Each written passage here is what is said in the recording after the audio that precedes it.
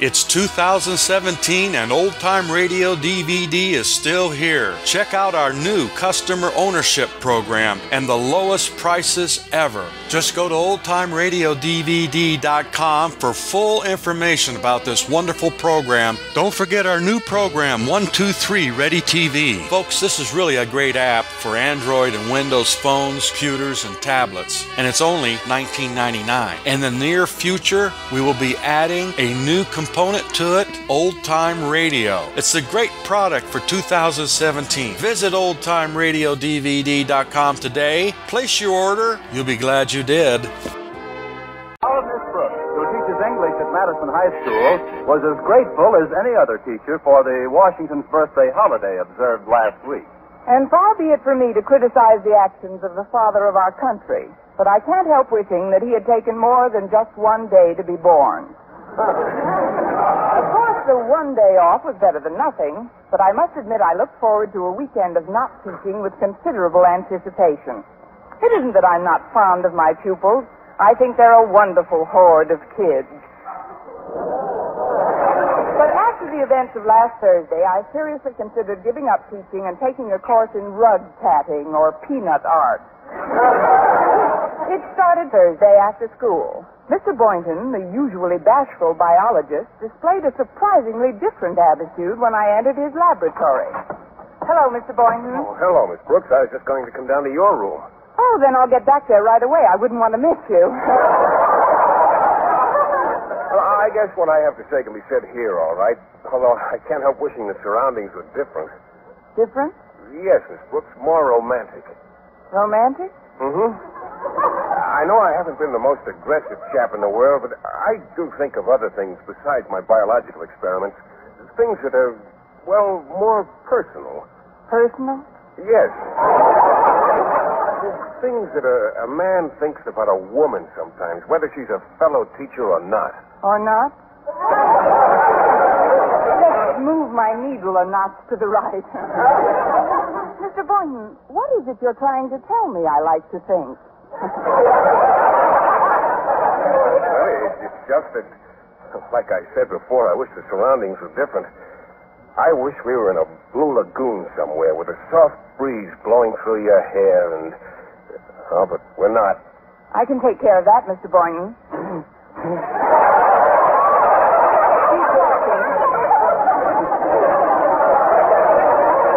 course, I don't know why we have to be in a blue lagoon. I guess I just feel more confident when I'm over water. Well, hop up on this stool and I'll fill a pan. Please continue, Mr. Boynton.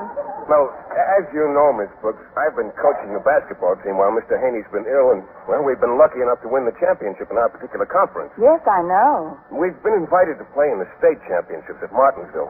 The entire squad leaves this evening. We won't be back until next week. I just want you to know that, well... Yes, Mr. Boynton? It's terribly important that we win the championship. Oh, you'll win it, Mr. Boynton. But what else were you going to say? Well, I'm not so sure we'll win it. After all, we're playing a round robin. Well, I bet you could spot him 4 worms and beat him easily. I know you're kidding me, Miss Brooks, but I don't mind. You know, now that I'm leaving town, I've come to realize certain things about our relationship. At last. Formal recognition that we have a relationship. Well, without getting too basic too quickly, I'd like to state that in the past, whenever the situation seems auspicious for declaring certain emotional reactions I've felt, upon finding myself in close proximity to you, that is, some outward manifestation seems to... Pardon me, Mr. Boynton. Couldn't you get a little more basic more quickly? Well, what I'm trying to say, Miss Brooks, is that there always seems to be some sort of interruption when I want to talk to you about certain things. What kind of interruption? I see what you mean. Come in. Well, Boynton, as principal of Madison High, I thought you were alone. We were for a minute. I was just saying goodbye to Mr. Boynton, Mr. Conklin. I see, Miss Brooks. And have you finished saying goodbye? No, Mr. Conklin, we haven't. This boy's been taking brave shots. What I mean to say, sir, is that we can finish talking after you've spoken to me. Very well. I simply dropped in to wish you good luck with the team, Mr. Boynton. Remember, by winning the championship cup, you not only honor yourself and the athletes involved, but you bring further glory to the already hallowed name of Madison High. Glory and prestige, fame and How honor. much have you bet on the game, Mr. Conklin? Just a fin. I was... No! You know I never bet. It's just that we must get that cup. So don't worry, Mr. Conklin. We've got the high-scoring forward of the conference on our team, you know. I see. And how's this boy's condition? Tip-top, I trust? Well, he's 6'5" tall, so his top would be hard to tip.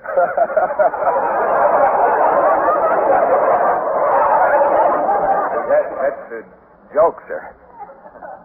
Thank you. By the way, Miss Brooks, is this the boy we transferred from Miss Enright's English class to yours? Yes, sir. Well, tell me, how's his state of mind? What there is of it is quite happy. Well, I know he's not a brilliant student, but now that he's in your class, Miss Brooks, I'm sure he'll improve. From what I hear, the boy's an all-round athlete. I want him eligible for other sports during the coming term. Well, I'll do whatever I can, Mr. Conklin. Of course, it's difficult to give a test without any questions in it, but we'll get him through all right, Mr. Conklin. Good, good. Well, I'll be running along now. Best of luck, Boynton. Bring back that cup. Let's see now. Where were we?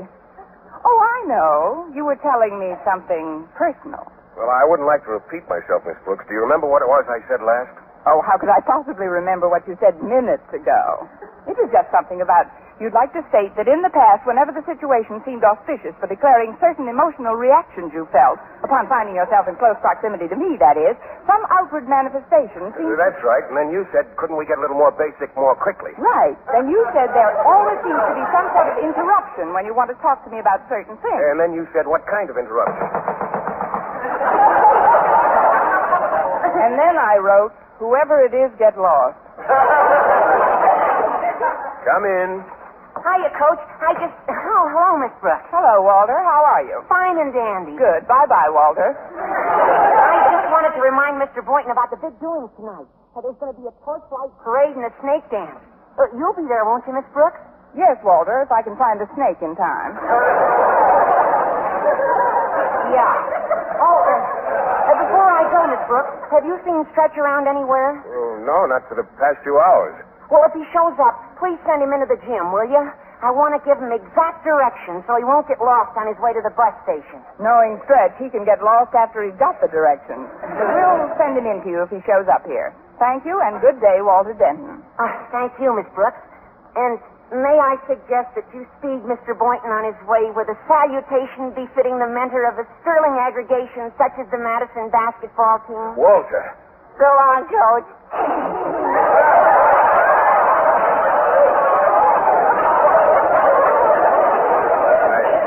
I hope you're not embarrassed by Walter's influence, Miss Brooks. If you think that would embarrass me, you need a coach. Now, let's take off for that Blue Lagoon, huh? I'm afraid I don't comprehend, Miss Brooks. My hair is blowing in the breeze again. What is it you were trying to tell me before Walter came in? Well, it's just that with my leaving tonight, we won't be seeing each other at all over the weekend. I know, Mr. Boynton. Come in. Oh, it's Stretch. How are you, son? Hi, Mr. Boynton. Hello, Miss Brooks. Hi. Well, how do you feel about our impending junket? Huh? Mr. Boynton wants to know how you feel about the trip you're taking this evening. Oh, well, I ain't going. Stretch, don't say ain't. Don't say you ain't going. What's the trouble, Stretch? You're not ill, are you? There's nothing wrong with me physically.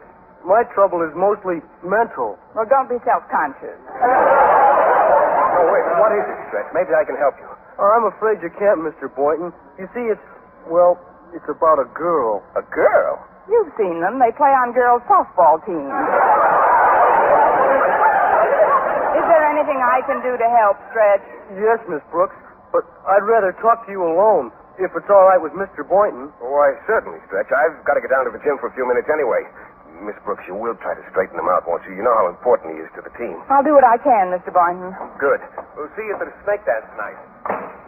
Now then, Stretch, tell teacher all about it. Well, I know I ain't good in English, Miss Brooks, You're not good in English. I know. But ever since the first test you give me, I knew that I was going to improve and get the kind of marks in English that I've always striven for. Frozen for? Oh, I know I got a lot to learn yet, but since I met you, I feel that you're more than just a teacher, that you understand kids, and that's why I come to you now. I ain't much at speeches, so I'll just say it right out, Miss Brooks. I'm in love. In love? With what? Who? My best friend's girl, Walter Denton. People don't talk like this in any language. Fred, are you trying to tell me that you've got a crush on Harriet Conklin? Exactly. When she's in the stands rooting for the team, I play great. When she isn't, like she's not going to be where we're going to play over the weekend, I don't. So I ain't going, Miss Brooks. Oh, now wait a minute, Stretch. Have you told Harriet how you feel about her? Oh, no. Nor Walter either. I wouldn't want to hurt neither of their feelings. Just that I can't play without Harriet in the stands. Look, Stretch, I heard that they're going to show the games on television right here in Madison. That means that Harriet will be in the stands. She'll be right on the sidelines watching your every move. Honest, Miss Brooks? May I swallow a board eraser? Now, will you attend the ceremonies tonight and then leave with the rest of the team for Martinsville? Well, if you say Harriet will be there on the sidelines, I guess I'll go along. Good. I knew you wouldn't disappoint Mr. Boynton and me. He was kind of counting on me, I guess. Funny thing about him, though. For a smart scientist, he's not very smart about getting someplace sometime. Why, Stretch, what do you mean? Like with you, I mean. Here you are, a smart, pretty, brainy English teacher with no other attachments, and he don't do nothing about it. Stretch. Yes, Miss Brooks? You ain't just flapping your lips, Doc.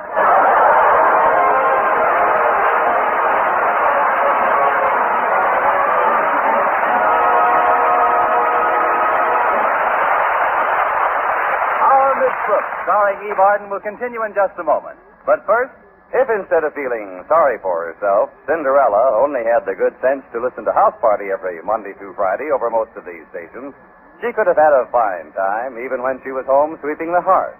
All that fun would have helped her household chores get done faster. And it wouldn't have hurt her one bit if she went off to that fancy dress ball with a smile either. The wonderful thing about House Party is that you can enjoy it 5 days a week. It's good to hear whether you're working, resting, or out driving the car. And if you're attending a fancy dress ball at night or just spending a quiet evening at home, you'll find the high spirits that House Party gives rise to will carry right over to the evening ahead.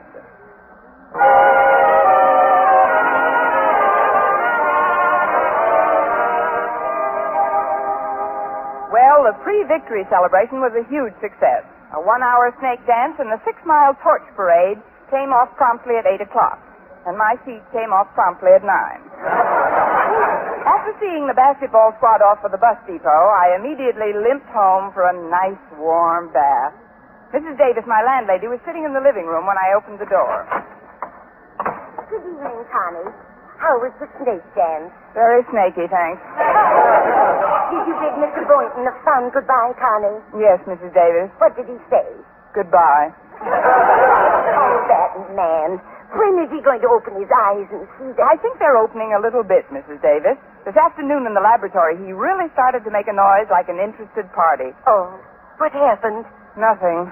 I got all involved with the trials and tribulations of a star basketball player and his unrequited romance. But the weekend is upon us, and I won't have to play Dorothy Dix for a few days anyway. What are you going to do tonight, Connie? I have some very elaborate plans, Mrs. Davis. Tonight I'm going to have myself a schoolteacher's B&B. Benedictine and brandy? No, bath and bed.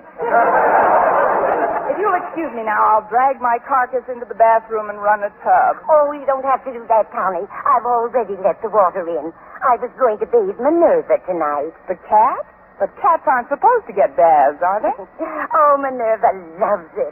Besides, I've just got to bathe her. Why, are the mice complaining? No, she was walking near the sink this morning and slipped on the tile, poor dear. Fell right into some dough I was mixing for bread. Oh. Then maybe Minerva better use the water that's in the tub. She can wait.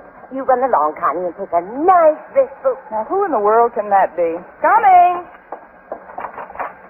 Stretch, what are you doing here? Why aren't you at the bus depot? I ain't going. Again? Well, come in for a minute.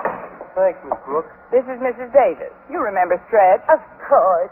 He's the famous quarterback on our hockey team, isn't he? No, lately he's been playing goalie for our tennis team. Could I talk to you alone, Miss Brooks? Naturally. Mrs. Davis, would you mind making a little tea? Not at all, Connie. I'd like some myself. How about you, Stretch? Nice glass of milk? No, thanks, Mrs. Davis. Well, I'll bring some anyway. Nothing like milk for a growing boy. I guess you're pretty disappointed in me, Miss Brooks. But Say, what's that? What's what? Right behind Mrs. Davis. There's a cake walking into the kitchen. Oh, relax, Stretch. I see it, too. That's just our cat, Minerva. She fell into some dough. Now tell me why you're not with the team. It's Harriet, Miss Brooks. Even though she'll be seeing me play on television, I won't be able to see her. I was afraid you'd figure that out. Look, Stretch. I'll get you a nice picture of Harriet and send it airmail. You'll have it by game time tomorrow night. How's that? Gee, I don't know, Miss Brooks. I would like to have a picture of Harriet, but I wouldn't want anybody to know that Walter's my best friend. I know, Stretch. You wouldn't want to hurt Walter or Harriet or either of their feelings. Believe me, I'll get the picture without anyone knowing for whom it's intended. I hate to be such a problem to you, but, well, I never mixed much with other kids outside of athletics, I mean. And I think my name has something to do with it. Your name? You see, my real name is Fabian Snodgrass. Just when I was little and kids kidded me about it, I got sensitive. I see. Stretch, do you have any brothers or sisters? Sure. 2 sisters and 1 brother. And do they have peculiar names, too? Oh, no. They all got perfectly normal names. It's like the other day when I was talking to my sister. Rapunzel, I said.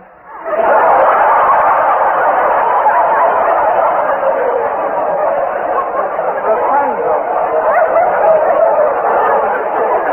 Well, that does it. I'll go into your case more thoroughly when you get back from this trip, Stretch, but right now you've got to rejoin the team. Come along. You won't forget to send a picture, Miss Brooks. I won't forget, Stretch. Lots of luck and goodbye again. Rapunzel Snodgrass. Now, there's a family for you. Oh, well, now for that bath. I better see if the water's still warm. Oh, it's pretty cold. I better let it out and run a fresh one. Come and get your tea, Connie. I'll be right there, Mrs. Davis. I'm afraid Minerva's water got a little cool. I'm running another tub for myself. Very well, dear. Where did Stretch go? Back to the bus depot. Wait till I close this door. The poor kid, he's hopelessly in love. Yes, I overheard. But he shouldn't worry so much about the other boy in the case. Why, when my sister Angela was a girl, she never went out with one boy at a time. She didn't? No, she played the field, Angela did. Why, I remember one time she went out with twins for over a year before she found out they were triplets. Poor Angela. The eternal quadrangle. I'd better take a look at that bath. There. Nice and hot. Now to get these clothes off and... Oh, no, not another interruption. Hi, Miss Brooks. It's me. Can I come in for a minute? Yes, Walter, but that's about all. I'm trying to take a bath. Well, that'll have to wait, Miss Brooks. Well, it's getting plenty of practice. What's the matter, Walter? It's Stretch. He disappeared from the station, and when last seen, he was heading in this direction. He did come here, Walter, but I sent him back down to the depot. Well, that seems like a pretty silly maneuver. So what did he come here about? He wanted some advice. He's in love, Walter. In love? In love with who? Whom? Who's she?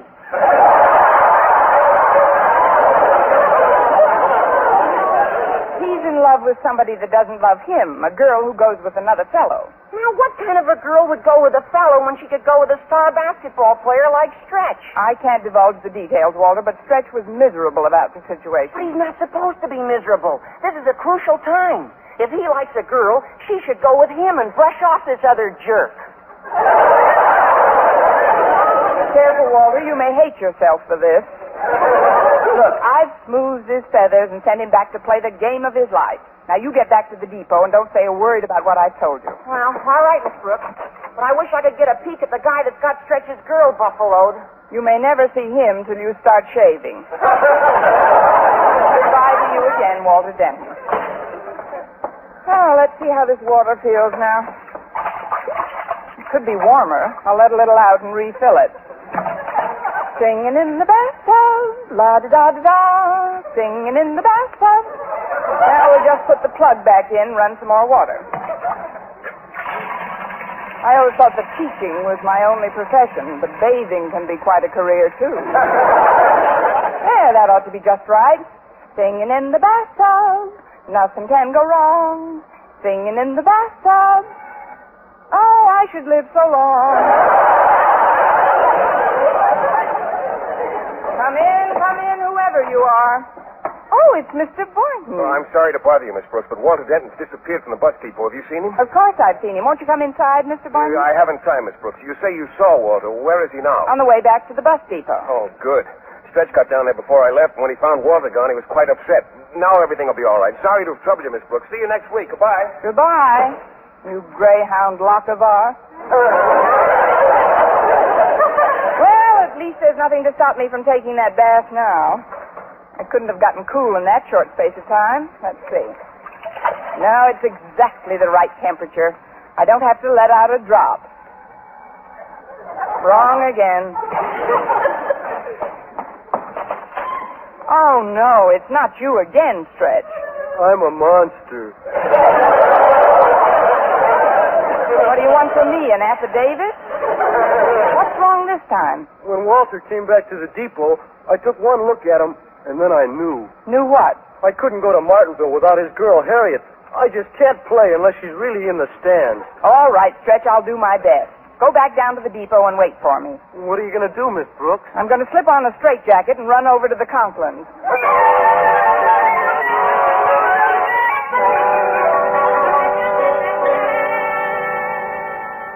I wouldn't have disturbed you this late, Mr. Conklin, but it's absolutely essential if you want Madison to win that championship. What's essential, Miss Brooks? That you let Harriet here go to Martinsville with the team. Me? Go with the team tonight? But of course it's Walter. He needs me. Stop squealing, girl. But don't you see, Daddy? Walter's the manager of the team, and he needs me by his side. I hardly dared to hope for it, but now I know. Walter's my life, my future, my all. Walter isn't the one who requested that you come along, Harriet. It was Stretch. Stretch? But he's the best athlete at Madison. I'll rush to his side at once. What about Walter? Who needs Walter? When does the bus leave, Miss Brooks? Not so fast, young lady. What's this all about, Miss Brooks? Well, it's Stretch, Mr. Conklin. He's got a crush on Harriet. And if she'll just be in the stands and root for him, he says Madison is bound to win. There's really no harm in it. No harm in it, but Martinsville is 400 miles away. The basketball team is composed entirely of boys. Boys and Mr. Boynton. Who'd chaperone my daughter? Who else but Miss Brooks? Come on, Miss Brooks. Pack a bag and we'll have to... Oh, just a minute, Harriet. I can't go. Oh, of course you can. It's your idea, isn't it? Now go on home and get... Wait a minute. With Mr. Boynton coaching the team, you'll need a chaperone yourself. Then why don't you come along, Daddy? What? Me? The principal of the school leave Madison for a weekend? To watch our basketball team play a round robin with the best teams in the state? Tell your mother we're leaving at once. Oh, just one thing, Mr. Conklin. Yes? Do you think they have a bathtub in Martinsville?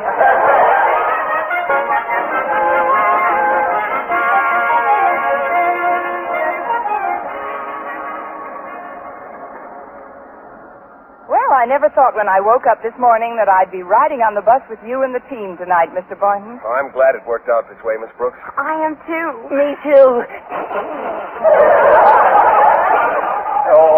Driver, I'm Mr. Conklin, the principal of Madison High. Oh, how do you do, Mr. Conklin? My name's Fredericks. What can I do for you? Well, I'd like to open a few of these windows if nobody minds. It's kind of stuffy in here. Yeah, it is kind of crowded in the bus. You see, we didn't expect all you extra passengers. In fact, there was one kid back at the depot I couldn't even allow on. Which kid was that, Mr. Fredericks? Oh, some tall fella said his name was Snodgrass, Stretch Snodgrass. Well, just as long as he wasn't an important member of the team, it's... Stretch Snodgrass!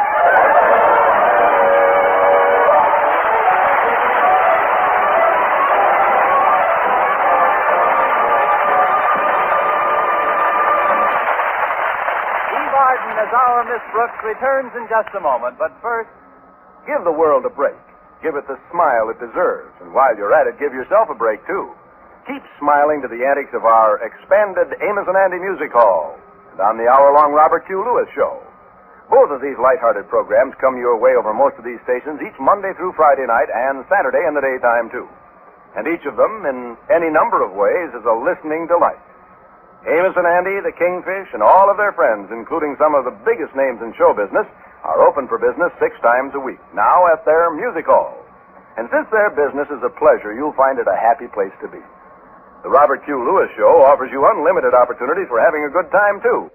Ray Block and his orchestra to back them up, Judy Johnson and Richard Hayes handle any old or new song hit with ease and distinction.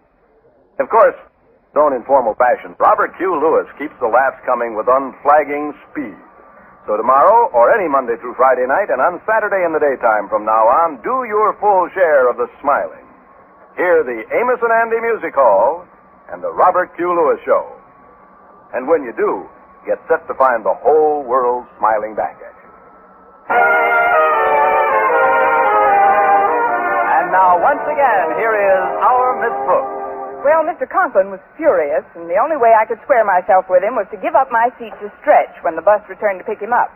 Then I went home, got undressed, and steered my stubborn little course for the bathroom. Now I can really... Oh, hello, Mrs. Davis. Hello, Connie. I was going to postpone Minerva's bath till tomorrow, but she just couldn't wait any longer. Oh? When did you put her into the tub, Mrs. Davis? Just this minute, Connie. Well, I can't wait any longer either. Move over, Minerva.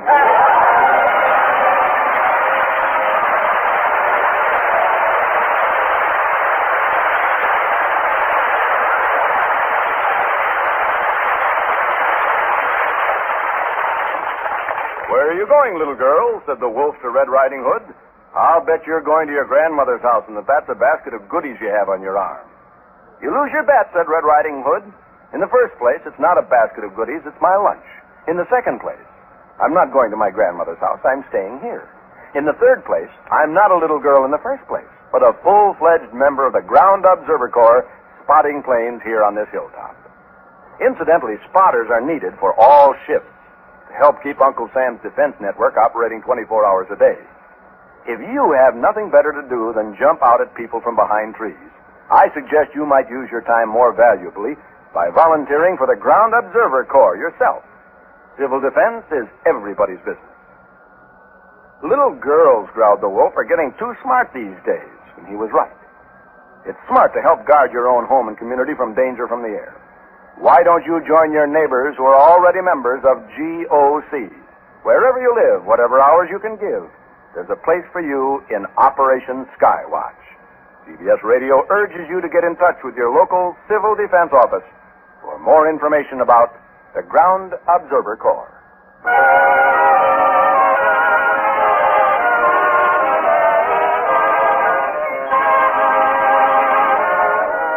Our Miss Brooks, starring Eve Arden, is produced by Larry Burns, written and directed by Al Lewis with music by Wilbur Hatch. Mr. Conklin was played by Gail Gordon. Others in tonight's cast were Jane Morgan, Dick Crenna, Gloria McMillan, Leonard Smith, and Frank Nelson. Be with us again next week at the same time for another comedy episode of Our Miss Brooks.